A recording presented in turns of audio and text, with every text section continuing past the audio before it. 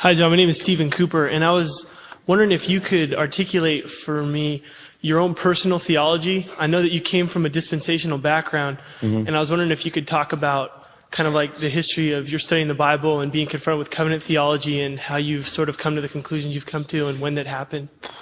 Well, let's see. I was born at a very early age, and fortunately was born near my mother, and let's see, what else? No,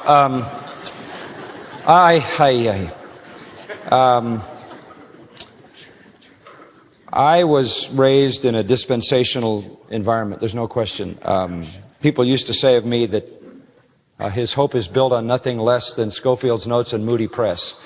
And I sort of grew up in that dispensational environment, but as I got into seminary, I began to test some of those things, and I have been perhaps aptly designated as a leaky dispensationalist.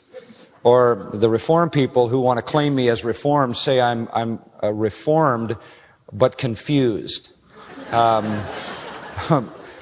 here's my dispensationalism, okay? I'll give it to you in one sentence. There's a difference between the church and Israel, period. If you understand that, you understand the essence of what I believe is a legitimate biblical dispensationalism. That permits a kingdom, that demands a kingdom, and that makes you premillennial. Because if you believe there's a distinction between Israel and the church, then the church is not Israel. And if the church is not Israel, the promises of a kingdom to Israel have to come to pass, and that's why you have to have a kingdom. I came to understand that more narrow definition of dispensationalism while in seminary, at least to begin to understand it, and found that my study of Scripture over the last 30 years has yielded an affirmation that that is in fact correct.